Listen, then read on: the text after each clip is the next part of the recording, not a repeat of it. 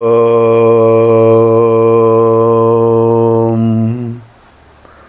శ్రీ గురుభ్యో నమః. వాగర్థావివ సంపృక్తౌ వాగర్థ ప్రతిపత్తయే జగతః పితరౌ వందే పార్వతీ పరమేశ్వరౌ.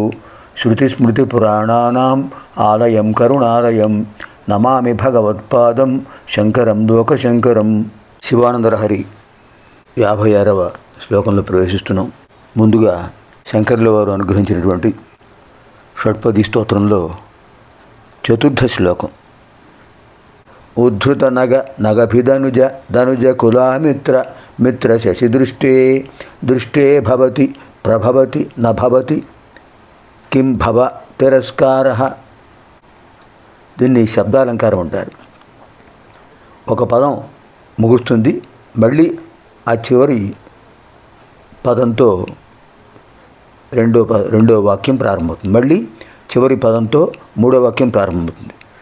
మళ్ళీ అలా ముగింపు ఏ పదం ఉందో ప్రారంభంలో మళ్ళీ ఆ పదం ఉంటుంది. ఉద్ధృత నగభిధనుజ ధనుజ కులామిత్ర మిత్ర శశి దృష్టే భవతి ప్రభవతి నభవతి కిం భవ తిరస్కార. ఇది శబ్ద చమత్కృతి సామాన్యులకు సాధ్యం కాదు. ఉద్ధృత నగ, ఓ స్వామి శ్రీ మహావిష్ణువు గోవర్ధనగిరిని ఎత్తావు. నగభిదనుజ, నగభిత్ అనుజ. నగభిత్ పర్వతాన్ని భేదించినటువంటి వాడు. పూర్వం పర్వతాలకు రెక్కలుండేవి. అవి ఆ రెక్కలతో ఎగురుతూ ఎక్కడ పడితే అక్కడ దిగుతుండేవి. దాంతో కింద జనక్షయం అవుతుండేది.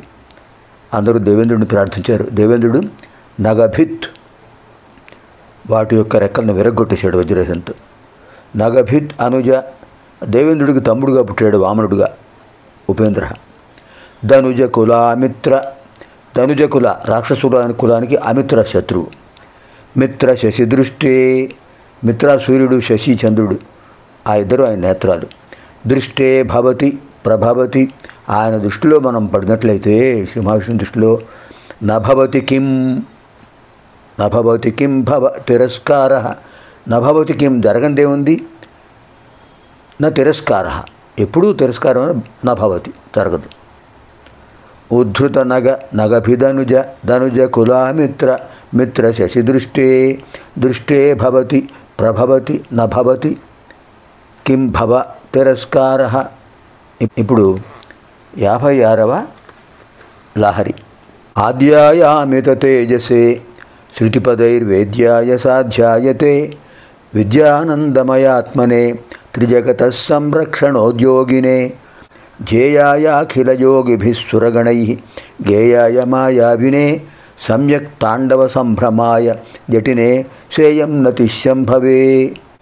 55 శ్లోకంలో కూడా చివర తాండవ సంభ్రమాయ జటినే శ్రేయం నతిశంభవే అదే మకుటం ఇక్కడ కూడా వచ్చింది.